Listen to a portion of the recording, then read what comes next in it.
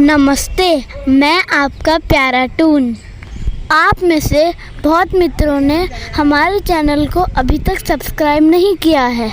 कृपया चैनल को सब्सक्राइब कीजिए और अभी कीजिए, और बेल बटन भी दबाइए ताकि आपको सारे नोटिफिकेशंस मिलते रहें। चलिए शुरू करते हैं। समस्तीपुर गांव में एक लोहार रामगोपाल रहता था। उसका एक भरा पूरा परिवार था, जिसका लालन पालन करने के लिए उसे कई बार दिन रात काम करना पड़ता था। रोज की तरह आज भी काम पर जाने से पहले रामगोपाल ने अपना खाने का डिब्बा बांधने के लिए अपनी पत्नी से कहा। पत्नी जब डिब्बा लेकर आई तो रामगोपाल ने कहा, मुझे आज आने में देर हो जाएगी, शायद मैं रात को ही आऊं। इतना कहकर रामगोपाल अपने काम पर निकल गया। काम पर जाने का रास्ता एक जंगल से होकर गुजरता था। वहां जैसे ही रामगोपाल पहुंचा उसे कुछ आवाज सुनाई दी। जैसे ही रामगोपाल कुछ पास गया तो उसने देखा कि एक साधु भगवान का मंत्र जपने के साथ ही हंस रहा है। हैरान होकर रामगोपाल ने पूछा, आप ठीक है? उस साधु को रामगोपाल नहीं जानता था, लेकिन साधु ने एकदम से उसका नाम लेकर कहा, आओ रामगोपाल बेटा, मैं तुम्हारा ही इंतजार कर रहा था। मैं भूखा हूं, मुझे अपने खाने के डिब्बे से कुछ खिला दो। बाबा से अपना नाम सुनकर रामगोपाल हैरान था, लेकिन उसने कोई सवाल नहीं किया और सीधा अपना खाने का डिब्बा निकालकर उन्हें दे दिया। देखते ही देखते बाबा ने रामगोपाल का सारा खाना खा लिया। उसके बाद उस साधु ने कहा, बेटा मैं तो सारा खाना खा गया, अब तुम क्या खाओगे? मुझे माफ करना। रामगोपाल ने कहा, कोई बात नहीं बाबा, मैं काम के लिए बाजार जा रहा हूँ, तो मैं वहीं कुछ खा लूंगा। ये सुनकर उस साधु ने रामगोपाल को खूब आशीर्वाद दिया और भेंट के तौर पर एक हथौड़ा दे दिया।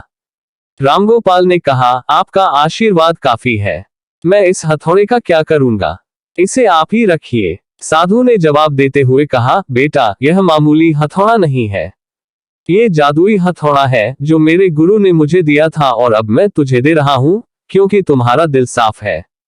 इसका इस्तेमाल अच्छे कामों के लिए ही करना और किसी दूसरे के हाथ में इसे कभी मत देना।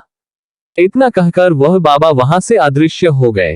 रामगोपाल अपने हाथों में हथौड़ा लेकर बाजार काम करने के लिए चला गया। औजार बनाने से पहले उसके दिमाग में आया कि आज इसी हथौड़े से लोहा पीटता हूं। जैसे ही उसने लोहे पर हथौड़े से चोट मारी वो सीधा औजार बन गया। दूसरी चोट में लोहे के बर्तन बन गए। रामगोपाल समझ गया कि यह सही में जादुई हथौड़ा है। वो जो बनाने की सोच के साथ लोहे पर चोट मारता, लोहा सीधा वही बन जाता।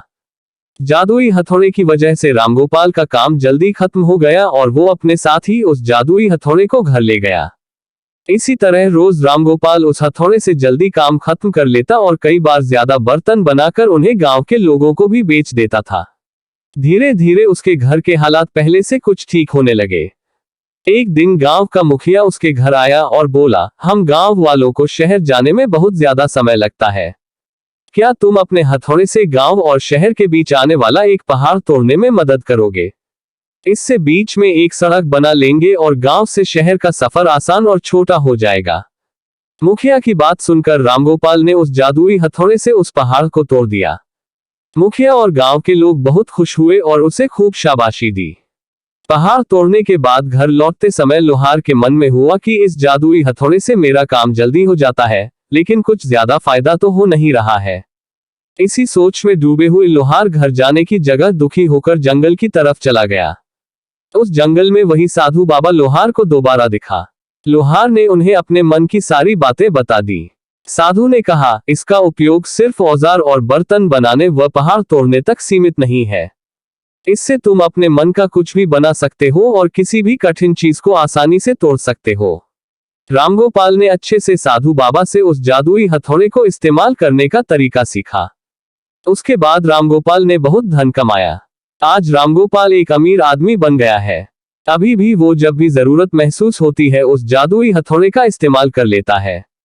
कहानी से सीख, चाहे कोई वस्तु हो या दिमाग, इनका इस्तेमाल पूरी तरह से करना चाहिए।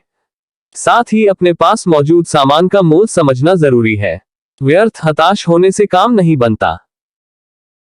इस वीडियो को देखने के लिए आपका बहुत बहुत धन्यवाद। अगर आपको ये वीडियो अच्छा लगा हो तो प्लीज वीडियो को लाइक कीजिए, अपने मित्रों के साथ शेयर कीजिए, कमेंट सेक्शन में कमेंट कीजिए। आपका साथ हमारे लिए बहुत जरूरी है। हम आपसे जुड़े रहे इसके लिए प्लीज इस चैनल प्यारे टून्स को सब्सक्राइब कीजिए।